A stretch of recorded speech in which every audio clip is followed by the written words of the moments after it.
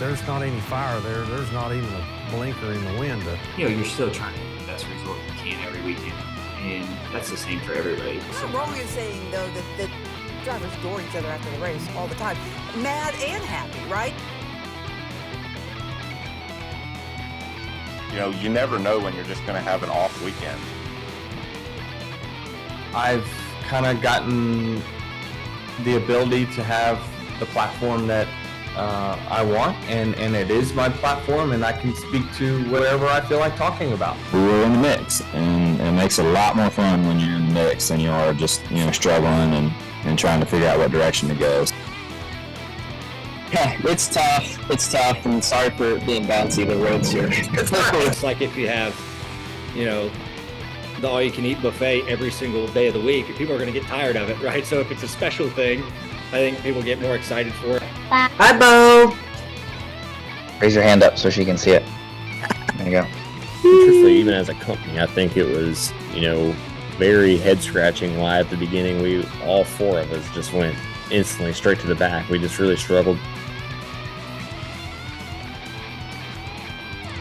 Welcome on to the Backstretch. I am News 5's Heather Williams, and it was a big week for silly season in the NASCAR Cup Series garage. First on Tuesday, the big and somewhat unexpected announcement that Rodney Childers will be taking over as the crew chief for Corey LaJoie and the number 7 at Spire Motorsports in 2025. Current crew chief Ryan Sparks will head to competition director over at Spire, and just a big move. It shows that this team is really trying to build. They've added teams and charters and a new shop and more truck teams. And there's just a lot going on at Spire. They really want to put their footprint in the NASCAR series, Cup Series, and the Xfinity Series, really. So big move for them, big get, probably the biggest free agent of any kind available on the market after this closing of Stewart-Haas Racing. And then speaking of Stewart-Haas, another big move on Wednesday, Noah Gragson going to the Wood Brothers. Another one of the driver moves. It was kind of a well-known secret in the garage area, but it's a good move for Noah. Hopefully it will give him a little stability for the year. His third full-time team in the Cup Series as many years. He's driven for Beard and a couple other teams. So he's bounced around a lot in the Cup Series. So it'll be good for him to have a little stability. Now, coming up on the show, we're going to talk about that wild race at Chicago with our crew chief, Chris Carrier, and the fallout of it. Should Bubba Wallace be punished for dooring Alex Bowman after the race? Should we go back to Chicago? Was it a success? We're also going to talk about this week's race at Pocono. So stay tuned for that from Chris. And then our guest this week is Michael McDowell, such a good road course racer, street course racer. He finished in the top 10 at Chicago. So of course, we're going to break down that race with him and look ahead to Pocono, as well as his move to Spire in the 71 for next season. So let's get rolling. Joining us now is our crew chief, Chris Carrier, who's also the crew chief of the number 75 Food Country Truck in the Craftsman Truck Series. Chris, Alex Bowman snapped an 80-race winless streak on the streets of Chicago and punched his ticket to the playoffs, with just 6 races left in the regular season. Now, which teams are in danger of making the playoffs, and who might be a surprise winner? Well, Heather, there's a lot of spots yet to fill. There's a few people out there that, haven't won a race yet, looking for people to step up. I can't really say that Bowman was a real surprise winner, but it's that number of 80 races that he hadn't won a race in. There's rumors flying around a little bit about, he might not be there next year and all this, that, and other, but he and that team pounced on an opportunity to take, and now you've got people that are like outside looking in, and the number of races are running out. Yeah, if I'm Kyle Busch, I'm a little concerned right now. Kyle Busch comes to the first one to me. I think you have to say he's probably the biggest name. Most expected, most people think, they expect the most out of him. And right now, to me, there's not any fire there. There's not even a blinker in the wind, in my opinion. Now, listen, we all know he's capable. If he gets a good car and has a good race and doesn't unravel and all that stuff, he could win anywhere he goes, any day. So the possibility is there, but the team has gone through some uproar this year. Neither of their cars are doing well at all. They don't normally run very good, and then they don't finish very good, and they have all kind of other issues. So I don't know. We've Truex. I don't know. He's another one that I would figure would be one of the perennial picks to go in the playoffs, and I think he's might be okay, but he's another one that hasn't really set the woods on fire this year. So one of the guys going. For me that looks like he could be a surprise is Todd Gilliland. He is now only, I think he's 18th, 19th in the point standings. Yep. He's climbed his way into the top 20, definitely within striking distance. Allegedly, it's a lot of points still, but he's running well enough, and he, I think, has the most, I think the 4th or 5th highest average finish over the last 5 or 6 races. I mean, that kid's coming on.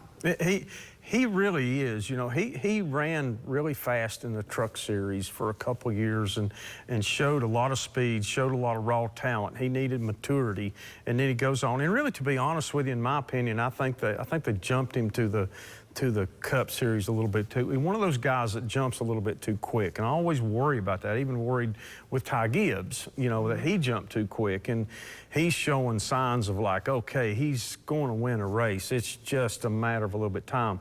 Todd has been a little bit more, I guess, a little slower to get to the point, but you nailed it. I mean, every race you look down in that top 10, and there he is.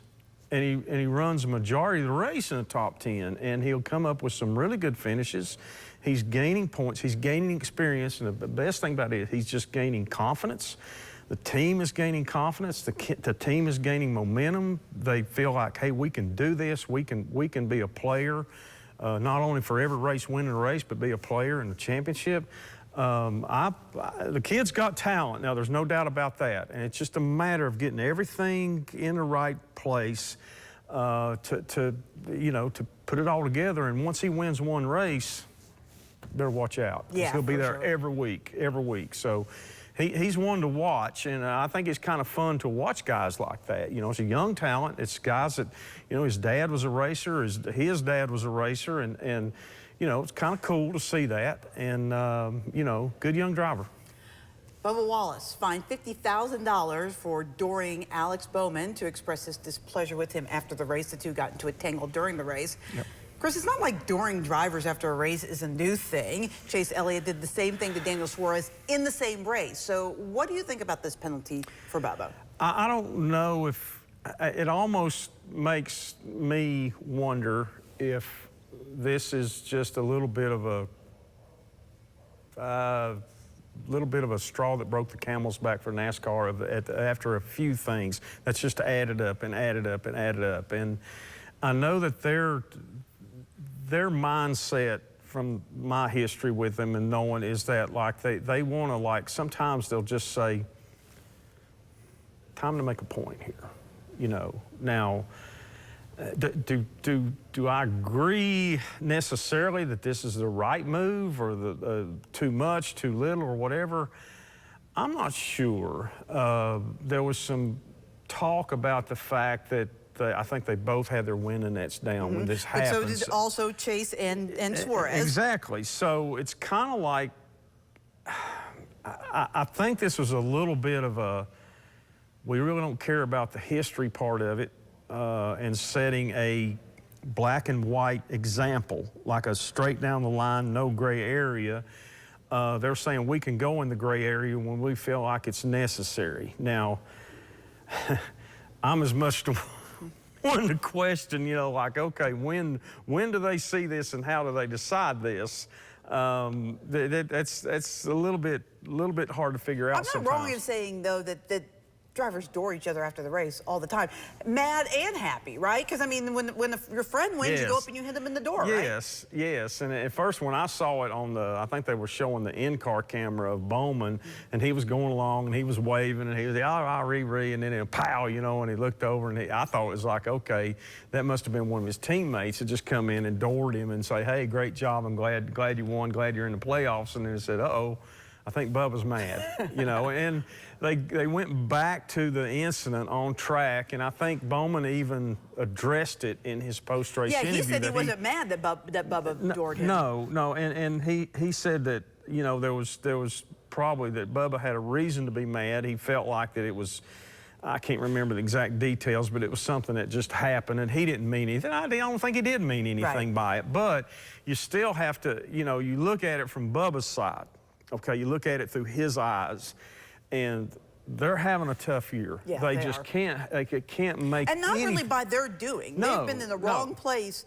And this goes back to several drivers have said this. When you race back there with those folks, you're going to find trouble because that's where trouble is. That's exactly right. But they have been an innocent bystander in many incidents over the last 5 weeks. And he's looking, he's looking at trying to get in the playoffs. He knows that team and himself are capable of doing this. They're capable of winning races. They've been in a position several times this year. They had a good race going at Chicago. And he's a terrible road course racer, and they were running well, which added to the frustration. That's right. And he's like, okay, I'm going to have a good day at a place I don't think it's, and then pow, all of a sudden happens, I'm wrecked. I'm going to lose 20 spots and all this stuff, and I just lost a bunch more points. And all these guys are competitors. They don't just show up and say, yeah, okay, let's run a race and I'm gonna go home and watch Looney Tunes. They're competitive about this, and they care about their own selves, and they care about their team members. That's the thing. And they're looking at it like, gosh, these guys work their cans off every week, guys and gals, and do this and do that, and we're just bit. We're just snake bit every week, and it is frustrating. I've been there. I know what it is. It's frustrating. Sometimes you do and say things or whatever that you 5 minutes later say, oh man, I wish I hadn't done that or said that, and it's all. I think sometimes NASCAR just decides to step in and say, okay, we need to make a little bit of an example here. We need to calm everything down, and this is the only way to do it. They fine him money, and sometimes that makes their point, and it's like, don't make us go further. Okay, so I don't know if this week's race is somebody that gets mad and they go up and they run into a guy's bumper that put them in the wall early in the race, or spun them out, or knocked them out of position, or run into them on pit road, or whatever. I don't know if say, okay, we're going to fine him $50,000. Now we got to. We're going to fine him $50K. So it's a little bit hard to figure out. I don't know. I'm the one that said 2 weeks ago when they fined Josefar, $50,000 or $75,000 and 25 points and everything, that it wasn't enough. And I felt like those actions, it wasn't enough. I felt like there should have been something that I felt like he's a guy that they need to get a hold of and say, okay, we're not putting up these annex no more. You're not wrecking cars, unnecessarily. We need to sit you out or whatever. Is that should have been the case? I don't know. That's up to them. But it's I guess time to us as human beings and looking from a little bit from afar, it's like we'd like to see more consistency, like a white black. Okay, is it this or is it that? And of course, then if it was always that, usually perfect is boring. Right. So we wouldn't have a lot more to talk about. We'll just say, okay, this is the rule. My final thing on this, and then we're going to move on, is that I just wish that they would have done the same or done something to Chase, because they weren't exactly the same. Bubba hit Alex a lot harder than Chase hit Suarez, but the intent was the same. And so that's what bothers me. Yeah, and let's face it now, I think everybody, look, Chase Elliott is a little bit one of the golden boys. He gets some, his dad, his history, his everything like that. He's the most popular driver for the last 97 years or something. And, all the people all the women woo-woo over him and all this stuff. I mean, they know that, and they're like, okay, we might need to give him a little slack here and there. Is that, legalistically, is that bad? Yes, but common sense, okay. you know, Richard Petty and Dale Earnhardt got away with a lot of stuff. Well, the people that say that Bubba, everything's fixed for him, need to be quiet then, if that's the no, case. that's not. I know that. I've heard that know. stuff before, and I hear that gunk all the time. I don't think NASCAR plays favorites. I just think that they have a little, their vision and what they see is different than ours, and that's why they're in charge of their sandbox. That's it. And remember, it is an entertainment business. Right. First, it's an entertainment business, and they look at it that way, and they say, okay, we still got to put people in stands and watch on TV and everything, or our business is going to go away. So I'm sure that plays into some, somewhat sometimes. Noah Gragson is headed to front row to take over for Michael McDowell. Yep. This will be Noah's third team in as many years in the Cup Series. Is this a good move for him?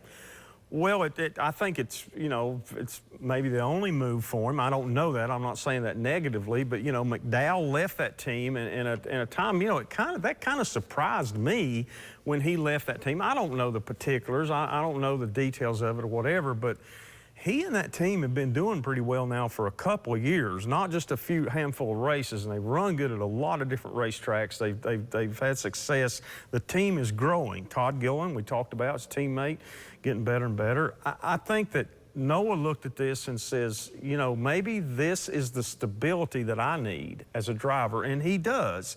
He's another one that I felt like maybe went to the Cup Series just a little too quick, just a little bit, and then the Stewart Haas thing, that's really not his fault. Right. Or it just happened, and he's kind of like wandering around like a duck hitting in the head.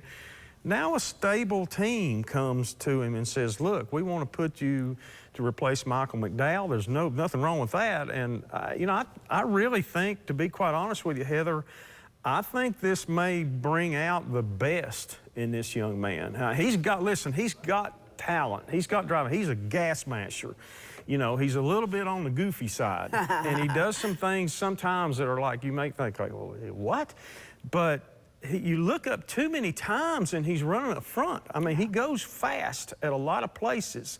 He's not terribly good on road course, but he's not the only one with that. But he goes into a team now that I think is ready to build on their success. They're going to have two young drivers, with him and Todd Gilliland, and I think this may surprise a lot of people. He may come on pretty good here, and again, it might be the thing that gives him that, that maturity edge. That okay, let's just settle down, go out and race, use your talent. And don't be part of the highlight reel, the negative part. Right. Be part of the fence. Say, man, that guy's finishing the top 5. The wins will come, and this guy's got enough talent to make that happen. So we'll see. You said you were surprised that Michael McDowell left and went to Spire. I'm guessing moves like this are why they snapped up Rodney Childers to be the crew chief for Corey LaJoie. How big is that for Spire? Huge, huge. I look back, now our truck team does a lot of business at Spire with the truck series part. We buy stuff from them, we do stuff there, we have setup processes done there before each race, we get repair work there, so on and so forth. The relationship is very good, and I look at that and they hired Michael McDowell. He's a veteran driver, a lot of races, has a lot of knowledge about this sport and this business. Now they hire what could be the best crew chief in the business. He's definitely, I consider Rodney Childress, Matt McCall, and Joey Logano's crew chief, Paul Wolf, as I think the actual racer crew chiefs. They're not engineers. Don't come. And I'm not saying that negatively, but they are racers. They're bone deep, seat of the pants racers that are very intelligent people. And I think putting this guy in that room, in that company, in that building every day, yes, he's going to be Corey LaJoie's crew chief, but just his knowledge and his presence, that's going to make that whole company better. I mean, guys like that can influence things and just pass along knowledge and say, hey, I think maybe this here might work better. Maybe we should be going in this direction or whatever. Little stuff every day. I think it'll make the whole company better. And I hope Corey LaJoie is jumping up and down. He needs to be. He's got to feel like he won the lottery. That's easily the best free agent acquisition. Oh, yes. Oh, yes. Out there. Absolutely. No doubt about it. A lot of people were speculating that he might go with Josh Berry to the Wood Brothers, you know, and that would have made a lot of sense and everything. But then once I read that there a couple of days ago, I said, oh, man, they snatched him up, and they didn't waste no time. Yeah. So I think it's good. I think that team is growing. It's getting better. They got a lot of smart people, a lot of experience in that building throughout their company, and they're not a fly-by-night. They're not going away. They are building and building and building. They want to be one of the top Chevrolet teams. They're working on that. We'll see, man. I can't really wait to see how it'll change things, and it'll change things for the better. It might all not be easy. Right. You know, good change is always not easy, but he's going to bring some things that's going to be very valuable. So good for him. Rodney is a great guy, too. He's just calm as a cucumber, just like it's no big deal. He hasn't forgot his roots, you know, and I like that in him. So we'll see how this goes. NASCAR Cup Series heads to Pocono. What can we expect on the Tricky Triangle? well, I hope I'm wrong in saying probably rain, but I'm sure it will sometime in the weekend. It just feels like if you looked at Chicago and there was no rain on the forecast, as soon as they said start your engines, yeah. God said, okay, I'm starting the rain. I got to give y'all a shower. So I'm hoping that will all at least stay away long enough for them to get all the events in, get the racers and the fans in and out of there, get the races in completely without a lot of delay anyway. Pocono is, I think it's probably, if you ask the drivers to name top 5 or top 10 racetracks that's on the circuit, I think most of those drivers are going to have Pocono in that top 5 or 10, every one of them. You know, it's so different. It's the Tricky Triangle. It's got really 2 great big long straightaways, but the front straightaway is just like, man, it's like looking from Bristol to Knoxville. They're coming down 81, and it's like get down into turn 1. It's pretty tight. You know, there's not a lot of banking, so you use a lot of brake, slow that thing down. Put it up in whatever gear they put it up in now, probably 3rd, I guess. And then you got another straightaway that's about a half mile long into a kink, the tunnel turn that is really, really strange. It's hard to get a hold of that. It's easy to overdrive it.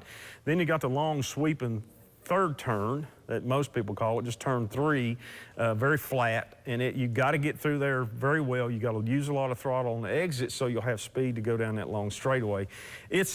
It's a driver's racetrack. I know I say that a lot. Footwork is very important. Okay, the crew chief he and the race engineers really have to be on their toes because all 3 of those turns are different. There's no way you're going to get them all perfect. It's not going to happen. Plus, you're also trying to build into the car straight line speed. And a lot of times that sacrifices downforce and aero stability and side force and all that stuff. So you're juggling a lot of things. And then you got to think about gas mileage, because a 2.5 mile racetrack, they run 52 or 3 second, I don't know, 52 or 3 second laps, a little less than a minute. It's a long way around if you run out of gas. And usually the people that hit their pit strategy, gas mileage strategy correct, are the ones that run in the top 5 somewhere. And it always works that way. It makes it very exciting. It makes it like, for me sitting at home, I'm thinking, okay, I wonder who figured this right. It's kind of like at Nashville with Joey Logano and Paul Wolf. You're thinking, there's no way he can run that far. And he did. Right. So anyway, it'll be another Pocono exciting event. I think there'll be a lot of passing. I think all 3 events up there will be good races. Truck race on Friday night, Xfinity Saturday, Cup race on Sunday. People up there, their fans are very passionate. So I hope the weather, I don't even know what the weather forecast is, but I hope it agrees with everything and they get all the events in. We'll see some good racing. First of all, thanks for joining me today. Coming off a crazy weekend in Chicago, dealt with the weather for a 2nd year in a row. What was kind of your impression going back to Chicago for a 2nd straight year? Yeah, I mean, the racetrack's a lot of fun. The city's fun. It puts on a great event. It was such a nice weekend, all weekend long, just until the race started. And it was such a bummer. The weather was fine. I mean, it made it a tricky conditions, but we just want to get through like one Chicago street race with no weather. It would be really nice. But all in all, it was a great weekend and a lot of fun. And not the result we wanted, but we overcame a lot to come back with a top 5 finish. Given your background, I'm assuming you like racing the street courses because you're very good at that and the road courses. So I'm assuming it's a weekend that gets your thumbs up around just for the type of racing. Yeah, for sure. I love it. Yeah. I'm biased. Like you said, I enjoy the road courses and, street courses like, a next step or next level of a road course of difficulty and challenge. So I enjoy it. And like I said, it was a great event. So hopefully we'll get to do that for a few more years and get to, fine tune it a little bit more. Your season, I feel like you've had speed. You've looked every bit the team that you've been the last couple of years when you've been in the playoffs, just minus the luck, maybe a little bit. So as the races start to wind down a little bit, and you've got 6 races to try to get your way in, what's kind of the target? What's the goal for your team right now? Yeah, the target's still the same. We have to win. We know that, right? We're running out of opportunities, and but we still have good tracks in front of us. So it's just making the most of these next 6 weeks, giving ourselves the best chance we can to win a race. And we've been doing it. I mean, we've been putting ourselves in position, but like you said, we just haven't got it done. Whether that's miscalculations on my part, mechanical failures, strategy. There's been a whole mix of mishaps, right? But we've had opportunities to win, and I think we'll have more opportunities to win in the next 6 weeks, and hopefully we'll get it done.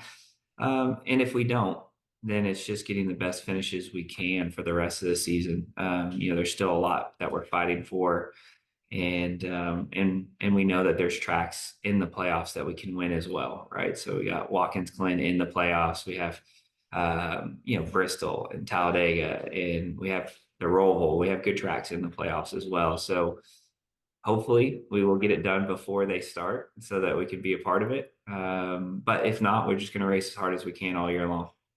NASCAR and racing is kind of a unique sport in the fact that of silly season, right? I mean, no other sport do you say, oh, I'm Patrick Mahomes, I'm going to go play for the Raiders, but I'm going to finish out the season with the Chiefs, right? That just doesn't happen. So you were one of the early entrants into silly season this year, announcing going to Spire. How is that for a driver to finish out the season? And obviously the competitive side comes and you want to win, but it's still got to be a little weird to know you're not going to be there going forward.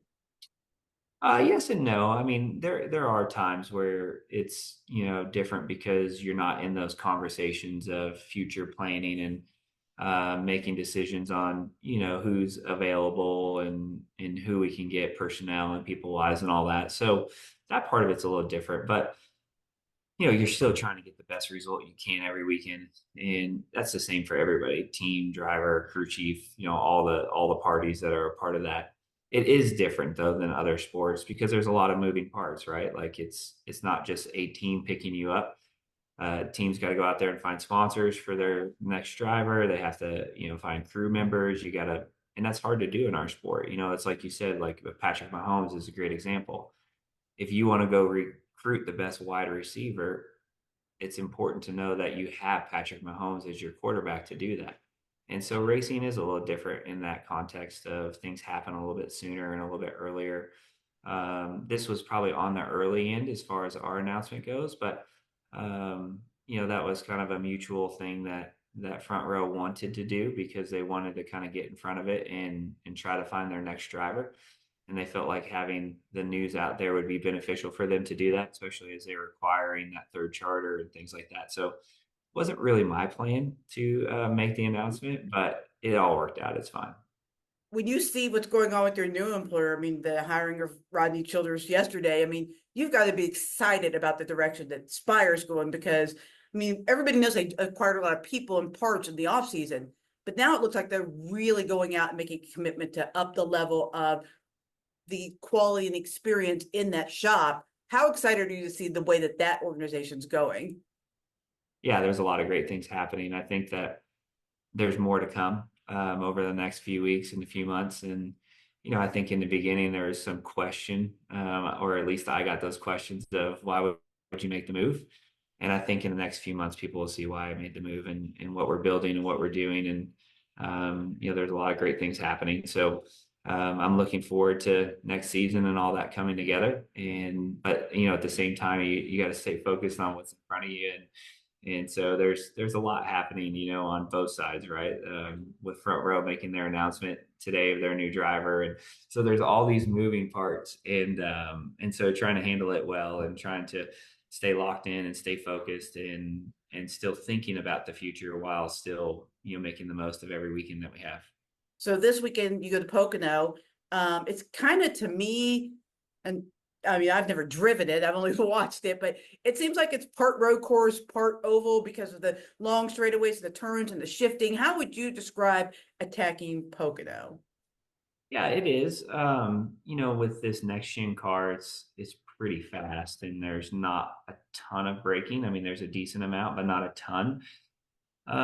So it's unique. For sure it's unique. It's different than anywhere we go. I mean, I think that the three corners being so different, long straightaways being different, turn one having a lot of banking, turn three having no banking. So there's a lot of challenges to Pocono because you can't get both or all three corners perfect. I mean, you just can't. Our cars are hard to tune. And so you got to pick your battle of which one's more important to you. But I think that it opens up a lot of strategy too. I mean, just the size of the track and the lap time opens up the window of strategy because you can pit at sort of off sequence times and not lose a lap. And if you catch a caution right, or if you plan it all out right, you can put yourself in position, which we've seen this be more of a strategy race than a lot of racetracks. So I'm looking forward to that element. We've been fast there the last really 3 years. We've had good speed there. So I feel like it's a track that we have circled that we can run well. And being that it's a track that you can get aggressive on strategy and create opportunities, I think that we'll hopefully put ourselves in position at some point to do that. And the next few weeks, I mean, with Pocono and with Indy, those being pretty similar in that regards of opening up strategy and opportunities. We have a couple good races in front of us here before we get into the must wins of Richmond, Daytona, those tracks. So I feel like we have a few weeks here to get it done, and hopefully this weekend will get us kicked off in the right direction. For my final thought today, I want to talk about the punishment of Bubba Wallace. Talked about it a little bit with Chris Carrier and the banging of the doors. And not so much should he be punished or was he punished, but kind of the perception of anger that is always put on Bubba. He's angry, he's mad. It is unfortunately part of having the color of melanin in their skin that he and I have, because our actions that other people have are just interpreted as angry, even when we're not angry. A lot of people put extra anger on Black folks that they don't put on other people, not just in NASCAR, but across the board. I personally experienced that a lot. So was he angry? Sure, he was angry. The same way Chase Elliott was angry when he chased down and doored Daniel Suarez in the same race. But is he extra angry? Is he extra aggressive? Alex Bowman didn't think so. When he climbed out of the car, he said, well, I deserve that. Like, I deserve to get doored. I screwed up his race. I'm sorry. But nobody was hurt. Nobody was injured. Yes, the window net down was was down for both drivers. It was down for both drivers in the Elliott and Suarez incident. Was it a little hard? Yes. Did Bubba mean to do it that hard? I don't know. But I don't know that the anger is any more or less than any other driver in the garage area. When Kevin Harvick or Kyle Busch has those antics, we don't say, oh gosh, he's so angry, he must be parked. I mean, they had a little reputation, and I think Bubba relishes in that and owns that the same way as his owner, Denny Hamlin, does. But I don't think that he's this out of control madman that needs to be reeled in by NASCAR. Thanks for joining us on the Backstretch. We'll see you next week.